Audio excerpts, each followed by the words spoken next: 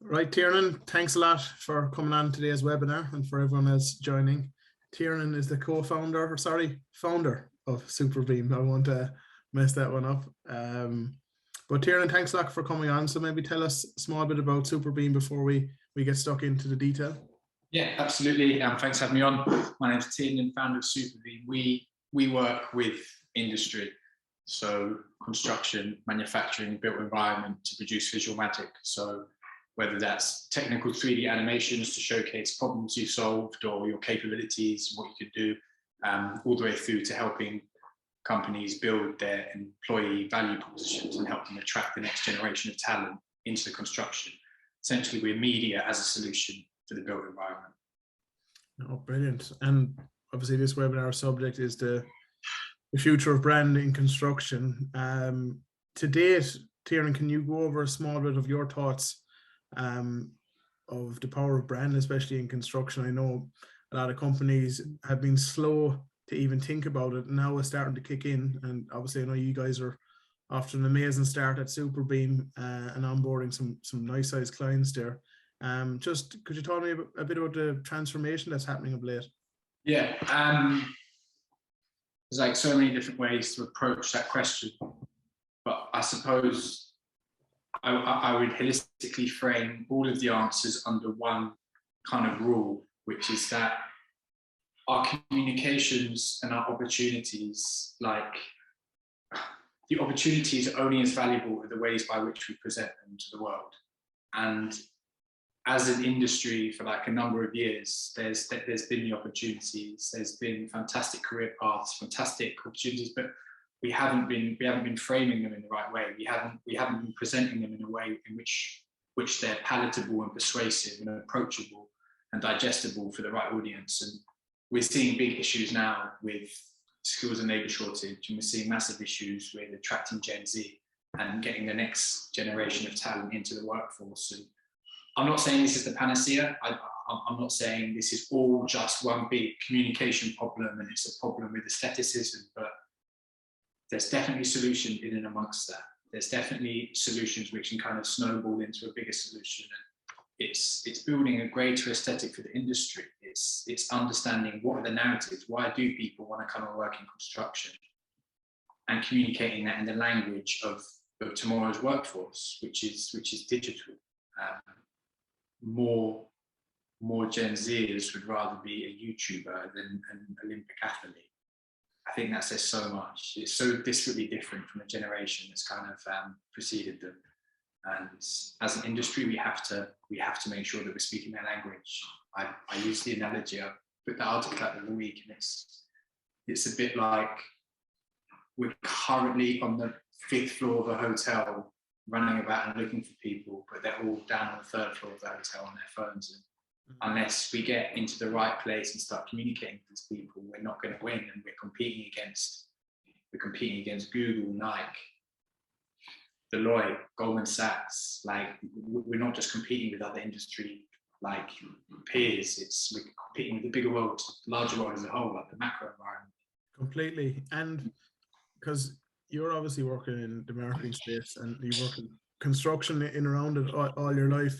What do you think the difference in conversations are between when you started at the start of your career than now? I imagine they're much more advanced and educated now on the media side with some of the marketing departments you're dealing with companies than it was just say 4 or 5 years ago. Could you maybe talk about some of those discussions you're having now? That what are they coming to do with? Yeah, so I think there's a bit of a lag. Yeah, so I'm only 28 years old, so I haven't been around for too long.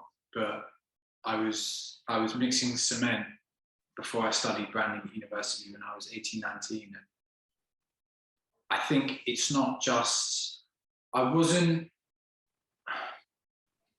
too connected to the corporate communications back then, just from like a personal vantage point.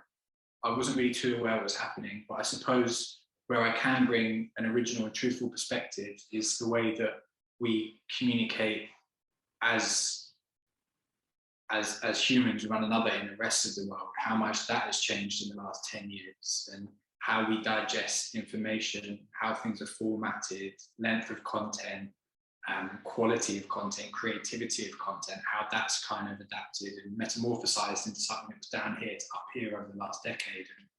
And, the construction industry isn't sheltered from that. It's not protected from that.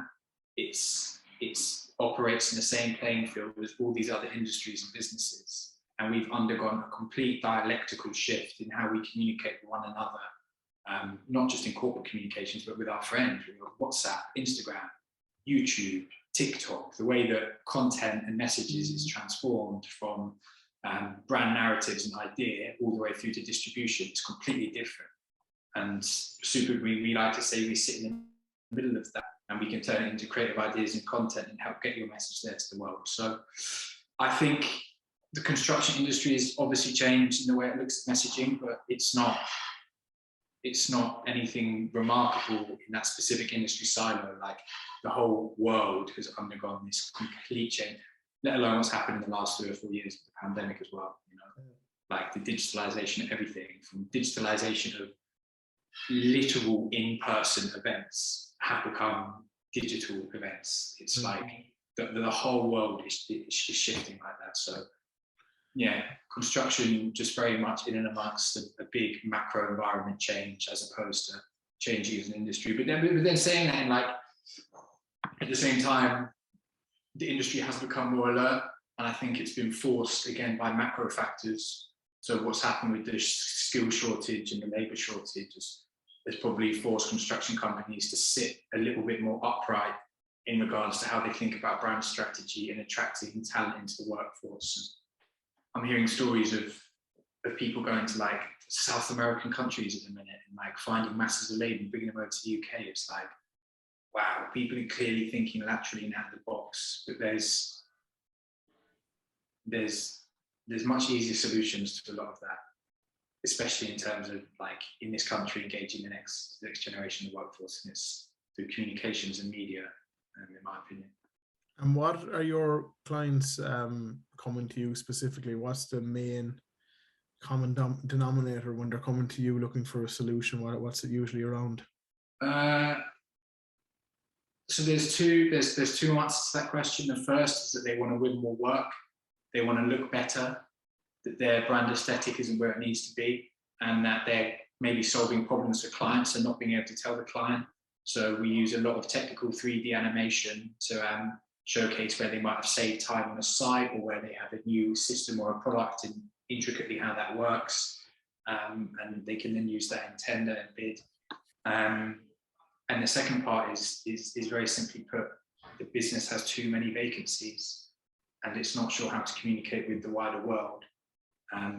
It needs those vacancies filled, and it's about finding the right candidates. As you know yourself, it's about repelling the many and compelling the few, and creating that unique EVP, employee value proposition, that can attract the next generation of talent into the workforce. And I kind of see there's like a altruistic, philanthropic work that some of my clients do, which is that by taking on the mantle of creating that media, they're kind of doing it on behalf of the rest of the industry as well, which is like really powerful. But it's not going to reach a critical mass until we all step up our game. It doesn't just rely on a few clients or businesses to like pioneer that change. I think holistically as an industry, we need to be doing better. Not because we're only as strong as our weakest element, it doesn't work like that, it's the same in every other industry, but just we need a louder voice. We need to create a little bit more noise and showcase the opportunities that we've got, because there's so many, especially with digitalization. I don't know what we'll talk about, but yeah. Yeah, and the thing as well, what you're talking about, the employee value proposition and working on that employer brand, it saves a lot of costs for these construction companies if they can organically get these people in the door rather than having to just depend on agencies all the time. And look, there are great agencies, but they can't do everything. Yeah, you hear construction companies spending enormous amounts of money on agency fees and recruitment fees, and often what we'll charge is a fraction, a percentage of that, and by meeting 2 or 3, it's a no-brainer for the clients when they see is, you know, we cannot expect people to walk into the shop unless we dress the front of it, and like firmly rooted in reality, but showcasing our values and creating that hero story for the right archetype, for the right person to come through, and that we can match that. We can help you become who you want to become, and do it through media, do it in a compelling, investing way. Yeah, that investment is hails in comparison to what some of these guys pay in recruitment fees. But you can't blame them. There's like a construction business owner has got, bless you again, has got so many things going on in their life. That recruitment, and there's some, you just need to get invested. Yeah. Sorry, everyone. Got to do it. There's some fantastic recruitment companies out there who just do who do like a really great job of finding the right people. But it doesn't necessarily have to be that way. You know, a lot of those costs can be curbed by creating compelling narratives and compelling persuasive media that get people to want to join your business in the first place. Not just people who are currently in the industry now looking at opportunities, but these guys, 16 to 24, who are at such a kind of, I don't know, it's like such a formative kind of stage in their lives, to be not seeing persuasive, compelling narratives and media from the construction industry is just such a loss. And it's just like not that big an investment. And then we're going to end up chasing our tails. So like there's some amazing construction companies we work with who are doing just that at the minute. But yeah. What about the business development aspect of it? You know, this industry loves to win business. It's a margin-driven industry. It's a long sales cycle, very long sales cycle. So maybe tell me about how the creative can impact that business development, and is there a way to measure it? Because I always found that was kind of tricky from an agency side of things when the construction sales cycle is so long. But you might know better than me at this stage on how it can impact that. Yeah, so it's like purely communication. I speak to construction clients and they'll say, oh, we really want to win another job with X tier 1 contractor, and we think we deserve it because on that last job we just did, we went out of our way and did this, that, and that. You're going to say, well, have you shown that to them? Have you let them know that that's what you did? And could you perhaps create a technical 3D animation showing the problems that you solved and get it out there to showcase your capabilities to the wider world, also to that client? And they go, oh, yeah, that's a great idea, let's do that. So there's like very bespoke, specific like patches, but then there's also holistically, it's like looking at the capabilities of an organization. It's very easy to encapsulate larger narratives and incorporate lots of different elements into media, because it kind of centralizes the messaging into one place. So yeah, lots of 3D stuff to show capabilities, but also just like people shouldn't be scared of corporate media. People get this idea that it's kind of a bit kitsch, but it works. If you have a fantastic organization with great people, great operations, doing great things, and you want to translate that to prospective clients, prospective employees, awarding bodies, councils, regulators, award ceremonies, then doing that through media is a really highly ethical way of getting that across. So yeah, with regards to BD, there's room for there's so much room for creativity. There's so much room for doing things different. And yeah. But where there's enormous opportunities, what I feel, is in the corporate social responsibility aspect, you know, because a lot of the large, just say the tier 1 contractors, or even just on clients, councils and just say investment funds, they're looking at the CSR strategy far more now, and having the content and media to back that up. You know, it's one thing saying we do it and putting out a picture on LinkedIn, but actually backing it up with a narrative is another thing. Yeah, and well, backing it up with a sustainability strategy that's firmly rooted in doing something for the planet.